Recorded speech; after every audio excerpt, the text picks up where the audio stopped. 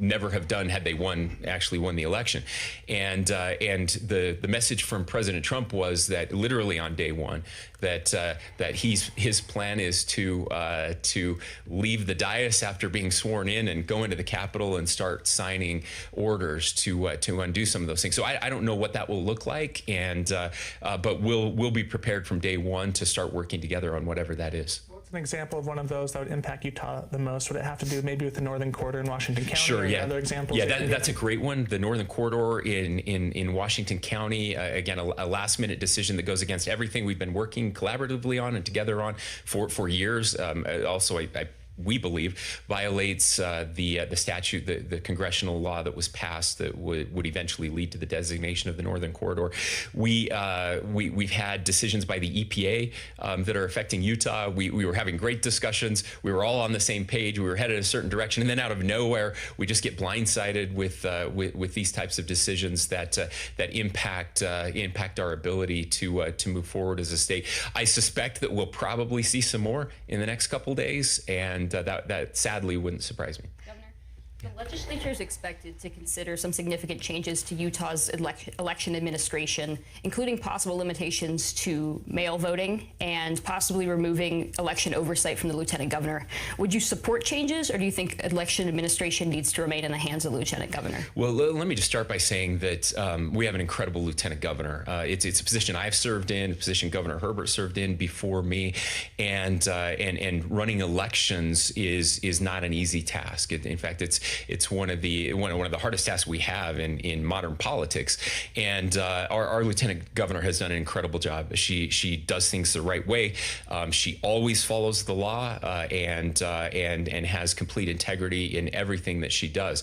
And she has said, look, my job is to administer the law, whatever that law is. And so I do believe that there are changes that need to happen. I've mentioned that before. I do believe that we should make changes so that we can count ballots on election night, so that we can have many more ballots available, that we can have most of our races decided on election night.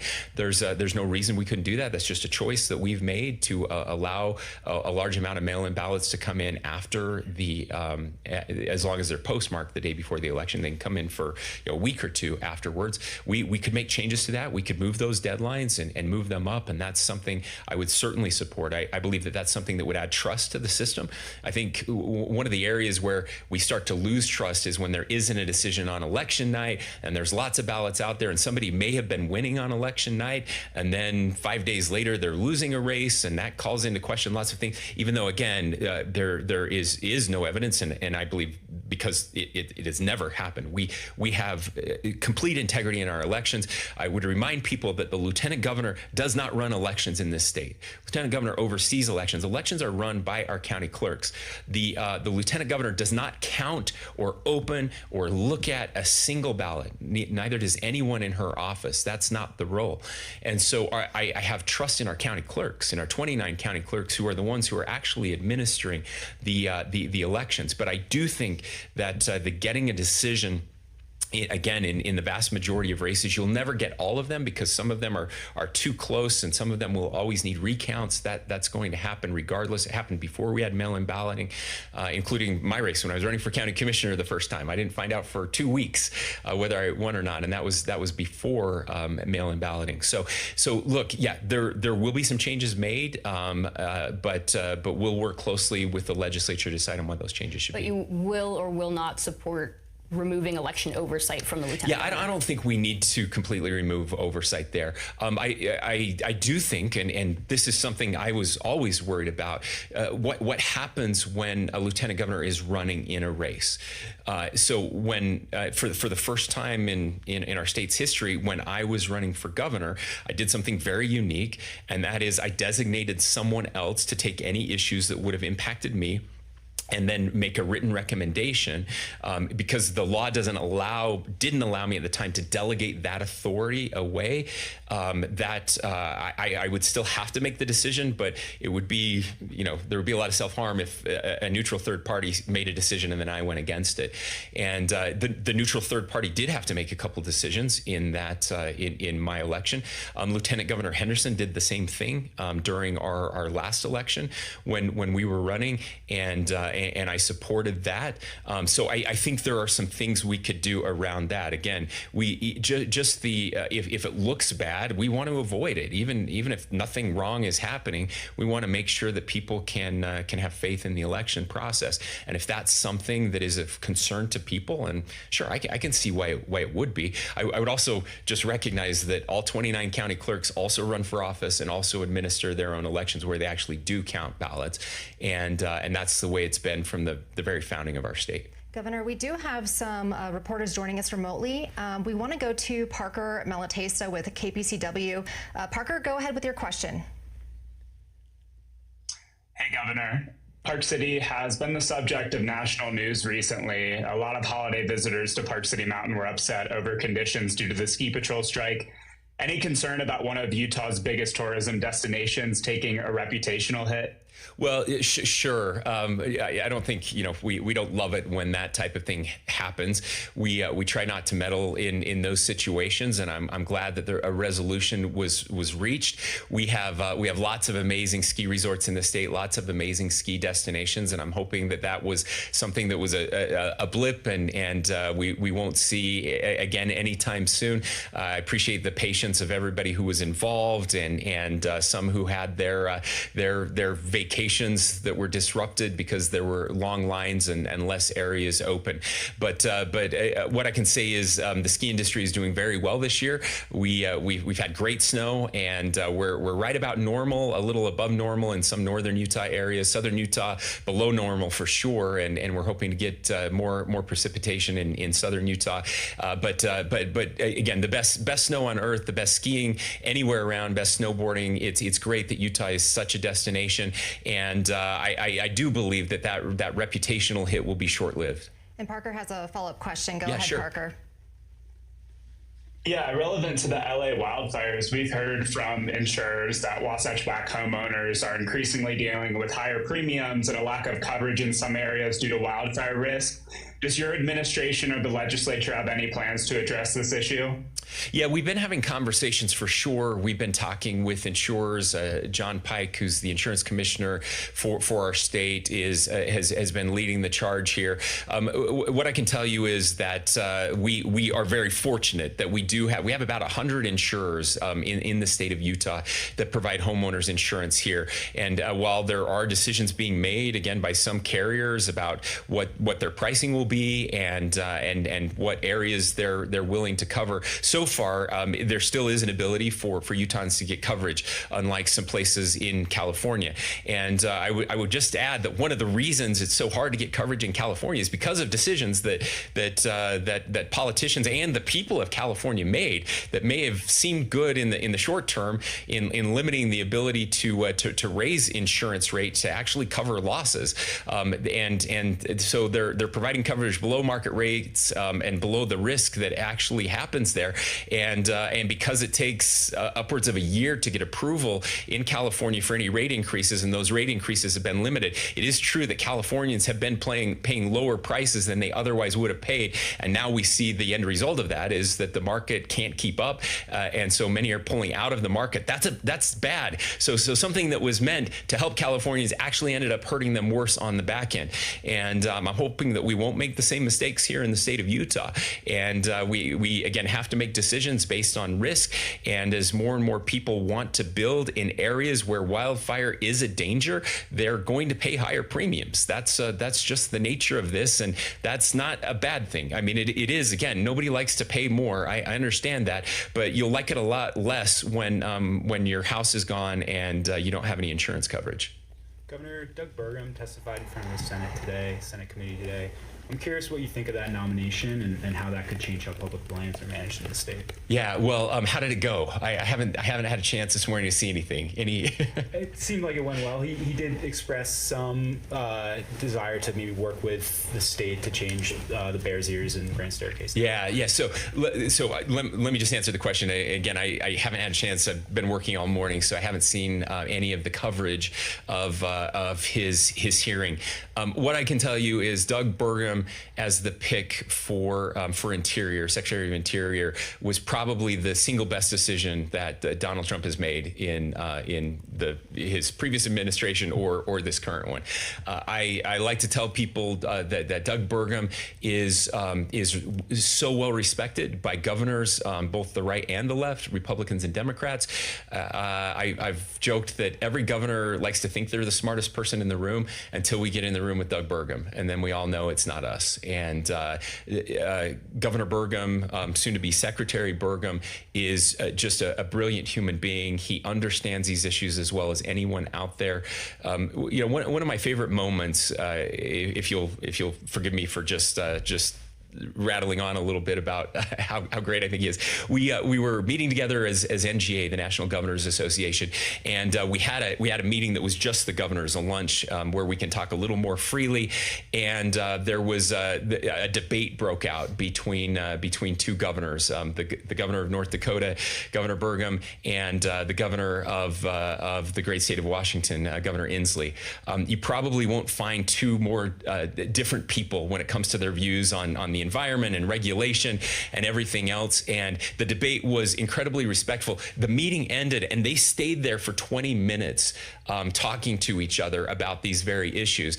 And it just showed his willingness to listen and to learn from others, but also, again, the brilliant way in which he pushed back on what I believe are some of the most important issues of the day. So yes, Governor Burgum is a dear friend. I talk to him regularly, and I think he's going to be a great help when it comes to the public lands issues, permitting reform, the things that we need to happen to continue to protect the environment, to save our most beautiful landscapes, but also to unleash the ingenuity that exists in America and the value of our public lands in protecting, not just protecting the economies of the United States, but also homeland security. I mean, our reliance on other nations, hostile nations, for critical minerals that are so important. Our reliance on other nations, again, our energy production.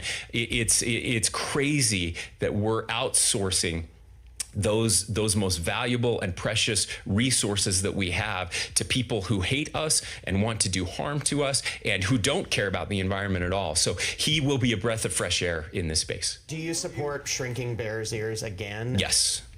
Yeah. Why? Sorry, question. Yeah. Session just around the corner. What are your biggest priorities? Biggest priorities. The two largest priorities. One was our number one priority last year, continues to be this year. It's the price of housing, and our ability to build more and to lower the price of housing so our kids and grandkids can live here and can own real property and achieve the American dream. Number two is energy production in this state. We have an energy crisis across the nation, across much of the developed world. Through our Operation Gigawatt, we're working very closely with the legislature. We know we need to double the amount of energy that we're producing in the next few years, and we have robust plans to do that. So that's a huge one for us, and then helping our seniors and getting a tax cut for our seniors, making sure that we're able to eliminate the tax on Social Security. One of only 8 states that after West Virginia completely repeals theirs, that will still be taxing Social Security. That's a huge one for us, as well as some other issues around our seniors, making sure that we're helping them as some of our most vulnerable. Governor, Sundance is next week. Can you tell us what the state is doing differently this year to keep the film festival in Utah? Yeah, have you been involved in any recent conversations with organizers as they weigh a potential move? Yeah, sorry, Kim, I didn't mean to cut you off there. Yes, we're working very diligently with the committee that is presented to Sundance. I believe that Sundance is an important part of the state of Utah and has been for such a long time. And so yes, I have been involved. I have had conversations. I spoke to the Sundance executive committee and the committee that's responsible for eventually making that decision several months ago. We'll have additional conversations going forward. There are several people that are involved in trying to make this happen. I think it would be a huge mistake for Sundance themselves to move. I think it would be really a death knell for Sundance. I talked to some people in Hollywood, some actors and some others who, when they found out Sundance was considering moving, they couldn't believe it. They were kind of dumbfounded, and they laughed when they heard at some of the potential destinations. It's just so ubiquitous with Utah and the opportunities it provides here. Look, if Sundance decides to go, we'll be fine. I don't think Sundance will be fine, but we'll be fine. But we want them here. They are an incredible driver for our economy and make a huge difference. We're excited. We've been working closely with them as well. Look, these wildfires have impacted many of their people, right? A lot of the movie industry is located in LA. So many people from the Southern California area come out here, people who work for Sundance and will be here, not just people who have movies that are showing, but of course them too.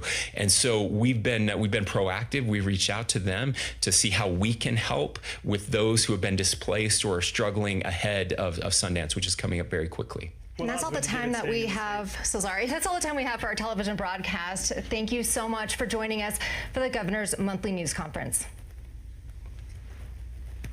And Governor, I would like to introduce you to Bailey Britter. She's a Judge Memorial High School student sitting behind me. She's here for the PBS NewsHour Student Reporting Lab. So Bailey, go ahead and ask your question. Governor Cox, thanks for taking my question. As a soon-to-be driver on Utah roads, traffic safety is very important to me and my high school peers. I know your administration supports zero fatalities through the Utah Department of Transportation and encourages truck drivers to secure their loads to avoid dangerous road debris. My question is, why do I see so many large dump trucks full of gravel and other loose materials driving on our roads without covering their loads, when often their truck bed covers are folded up by their cabs instead? Now, I understand that this is currently required by law, but how could we as a state increase penalties and enforcement to protect Utah drivers? What are your thoughts on that, sir? Yeah, thank you, Bailey, for the question. As a dad of a teenage driver, I worry about those things too, and I so appreciate that. We do have laws in place and stiff fines for those who do not secure their loads, and sadly, every day you see it, I see it. We've had conversations with law enforcement, and we've had efforts over the past couple of years to increase the enforcement piece of that. Obviously, it's up to the legislature if there's a desire to actually increase the fines and penalties associated with that. But it's something we're deeply concerned about. I can tell you that the legislature has approved an increase for us this last legislative session. It takes a while. Once the money kicks in July, then you have to go through the hiring process, and people have to go through post. And so we've been hiring additional officers at the Highway Patrol to help us on some of those roads that you're talking about and that you're driving on, so that we can catch more of the people who are not securing their loads and try to do better on that phase. Thank you. Ben, let's go to you and then Hannah. I was asking what odds you'd put on Sundance staying. Oh gosh, I don't know. I hope really high. I don't know. I'm not privy to what the discussions are happening internally for Sundance. But again, I think if you just look at the history of Sundance, if you look at the package that's been put together to work with them to help them stay here, I feel very good about it. It may not be the most lucrative package. There are some other states who can probably throw some more money at it, but if they want to stay successful, have a destination. The plan that we work together with Salt Lake City and Park City together, I think is a brilliant plan and a brilliant model. And so I would be surprised if they didn't stay, but again, I don't get to make that decision. We're certainly hopeful. We went through this with outdoor retailers a few years ago. Outdoor retailers made a huge mistake. They thought it would be better. They chased the money. money and the politics, and they went somewhere else, and it didn't work out for them, and they came back. So I hope that we don't have a repeat of that with Sundance, because Sundance is so important. And again, Sundance is Utah, and Utah is Sundance. You can't really separate those two. And so we're just we're really hopeful that we can provide the type of packages. Not just government. There's the private sector who's working on this, can provide the right type of package to keep Sundance here, one that they'll appreciate, and that they'll stick around and keep their seat at the table. Hannah. Speaking of other places throwing money at Sundance, Yeah. Colorado offered, let me see, it was $34 million in tax incentives to attract Sundance. I'm curious what you think of that offer, and then also how you think Utah is staying competitive in this space, and really what's at stake this week. Is there still potential to push the needle in one direction or the other? Sure. Yeah, I think there's always potential to push the needle, and we will continue to do that. Again, we're going to do everything we possibly can. We're not going to throw $34 million in tax incentives. So like I said, if it's only about chasing money, then they can do that, and that's what outdoor retailers did, and the money wasn't worth it, and they ended up making a mistake, and they ended up coming back, and so that's great. If Colorado can do that, that's perfectly fine. Any state can throw their money at anything they want. That's one of the beauties of living in a free country where we can compete like that, and having states be the laboratories of democracy. I don't think the taxpayers of Utah would appreciate a number of that size, but there are some things we can do, and we'll continue to work with the legislature to help on that. Are you going to be up there during Sundance and meeting with anybody? Or we'll have meetings. Yeah. We always do during Sundance. I'll be at the kickoff, the annual show. Again, I just can't reiterate. Again, I don't love all the movies at Sundance. Many of them are not my taste, and but I do appreciate the creativity that it brings to our state. Again, the economic impact is huge. It really is. Now, fortunately, our economy is so much better and robust than other economies. I mean, there's a reason these other states are chasing it so desperately, because they're trying to catch up with Utah. Their economies aren't as good as Utah's economy right now, and so they're desperate for some of the advantages that we have. But so again, our economy will be okay. It won't take a hit if Sundance were to leave, but that doesn't mean we shouldn't do everything we can to keep it here. I care deeply about Sundance. I care deeply the people that are involved with Sundance. Many of them are dear friends and people that we've worked with closely over many years. So to our friends at Sundance who are probably watching and listening, this is your home, and we desperately hope it will be your home forever. Governor, we would like to go to another reporter joining us remotely who has a question. Let's say Hernandez from Univision. Let's say, go ahead. Hi, Governor. A Utah resident driving on I-15 near Sandy on January 10th saw a load of Border Patrol vehicles. Now, some are wondering if they were passing through or if they will be used here to detain immigrants and raids like they did in Bakersfield, California. Yeah, that's a great question. I'm not aware of that. Haven't had any contact that we had a group of Border Patrol officials here. We do have, every state has immigration officials, and so they'll be doing what they always do, and that is deporting people who are here illegally. Utah State University has launched an external review of its housing program after concerns were raised about a transgender RA in an all-women's suite. Legislative leadership has indicated that the legislature, or suggested at least, the legislature could address this during the session.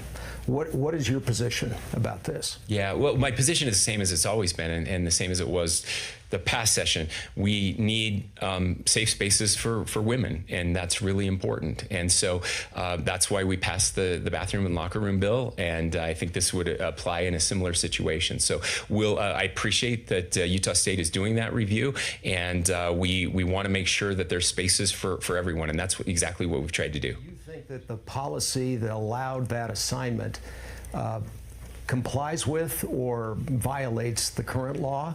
And if not, does the law need to be changed? Yeah, there may need to be some tweaks to that law. I'm not, again, I didn't look at the exact circumstance of this and apply it to the bill. I'm not sure it applied. I'm not sure that this was a situation that had been thought through at the time, and so there may need to be some tweaks. Governor, we have a question from Darwin Santana with Telemundo, Utah, asking, how does your administration plan to collaborate with the federal government on immigration issues, particularly regarding border policies and pathways to citizenship? Yeah, so again, I responded to this last month kind of ad nauseum, so I'll be brief. We're going to work very closely with the administration. I appreciate the legislature. We've been working closely with them. You saw, gosh, I guess it was last week, maybe 2 weeks ago, that they released their list of priorities when it comes to immigration law in the state of Utah, and things we can do to help remove the criminal element and make sure that public safety is paramount. Again, that's what we've been working together on. Commissioner Jess Anderson, the Department of Public Safety, was present at that. I've been saying it for 15 years at least, ever since I've been in front of a microphone with an elected office, and that is, we have to secure the border and we have to fix legal immigration. We have to do both of those things.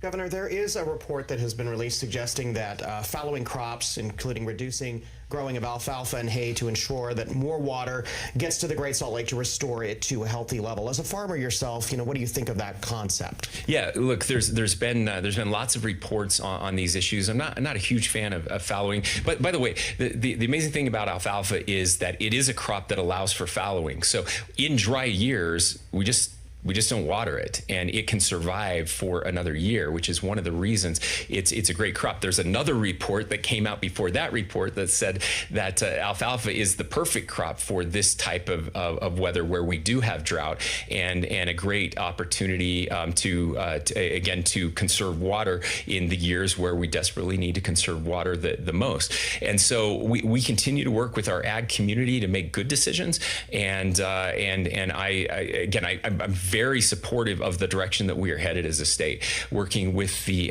commissioner of the Great Salt Lake, I support the report that was put out there.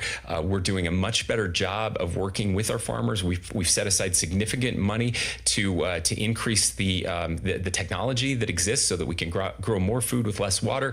We're going to continue to work with them to make that happen. I'm more concerned than honestly about the loss of farmland in our state that's happening naturally, again, because of the price of land right now, because we're not building enough homes, that more and more farmers are just getting out of the farming business completely, and so that's we need to grow food here. That's really important to me, and sadly, too many of those reports don't recognize the importance of that. Have you considered taking advantage of some of these incentives for growing crops with less water on your own farm? Yeah. So we've made some of those in the past, not taking advantage of this new money, but in the past we've done so. We used to be a farm that was flood irrigated. We don't flood irrigate anymore. We use pressurized irrigation in our farms. We've moved away from some of our hand lines, which aren't as use a little more water towards wheel lines and other technologies on our farm. We have not applied for any of this new money, nor would I feel comfortable applying for any of this new money. I would also say that my farm is not in the basin, the Great Salt Lake Basin. Sure. So it's statewide too. Yeah, it is absolutely an issue statewide for sure. I just wanted to point out I've been accused of taking water from the Great Salt Lake. So. We have another reporter joining us remotely we'd like to get to. That's Grace Maya with Utah Daily Chronicle. Grace, go ahead. Hi, Grace. Hi, Governor. I work with Utah Daily Governor at Utah Daily Chronicle. The youth speakership has cuts to higher education to support that, and if so, where would you like to target it?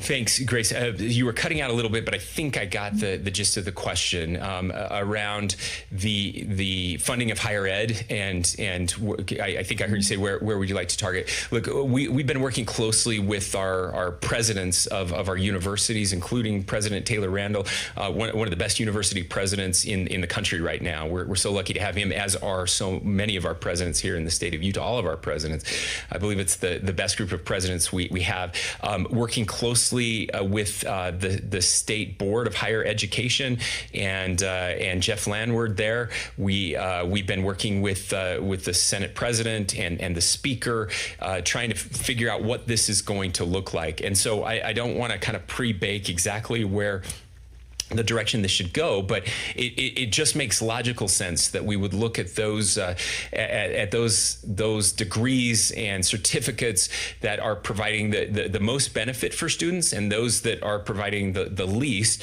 and fund more on the one end and a little less on the other end. Now, look, it doesn't mean that every decision has to be an economic decision, nor should it be. We don't want every degree in higher ed to just be an economic-based degree. That's not good for us. That's not healthy. The arts are important, even if you can't get the best job in the world with an arts degree. Those things absolutely matter. But we do have an economic imperative, and as taxpayers are paying for it, my parents always told me, if you don't want people to tell you what to do with your money, then don't take their money. And so as long as taxpayers are going to be paying a significant amount of funding for higher education, then their representatives are going to have a say in what that looks like. And so we'll get together and we'll figure this out, and I think it will be a net benefit for everyone. Governor, your office has suggested that changes are coming to the remote work policy. Will these state employees be asked to return to the office full time? Yeah, so we're still working on that. We'll have more to announce on that soon, Brigham. What I can say, as we're developing that, and we'll share that with you when it's ready to go out.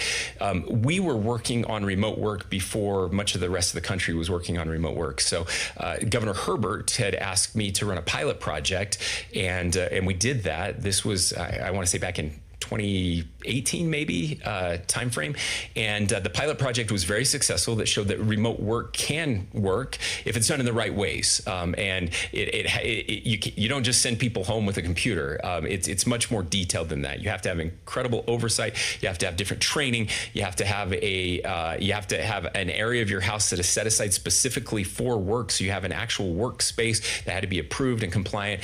And when you do that, we see actually an increase in productivity. Then the pandemic happened, and the good news is Utah was well ahead of the curve. We were able to keep people working, keep government open as they were able to work from home, and yet we didn't have those same things in place for the thousands of workers that were working remotely. Over the past year, we have been bringing more and more people back into the office. The past couple years, actually, and so we'll continue again to evaluate where it works, where it doesn't. We're also looking at ways to save taxpayer money. And one of the ways we've been able to do that over the past few years is by having shared workspaces and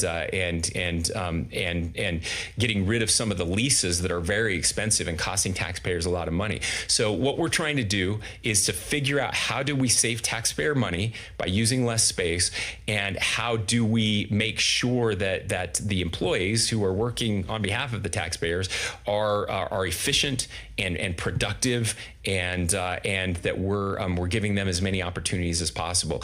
Look, remote work has its place, but so does being together. And that's another thing that we learned during the pandemic. It's not healthy to be isolated. We need that feedback. We need that interaction that comes not just from doing your work, but from saying hi when you go to the water cooler, right, or to the restroom, and being able to get in a room together and just be able to talk and look at each other face to face. That matters. And so those are the things that we're working through right now, and there will be more to come. But is it working, or is it not? Yeah, so again, parts of it are working. I think parts of it aren't, and that's what we'll be addressing, Ben. Governor. Okay, that's all the time that we have, so I think we're going to wrap here. Thanks, everyone. I hope you have a wonderful day.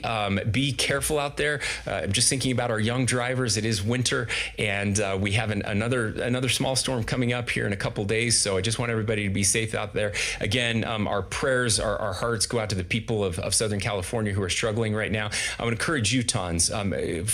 There are opportunities to donate out there. Again, please donate only to those charities that are verified and where the money actually goes to people. But we're all Americans, and we can work together to help our friends in California. Thank you.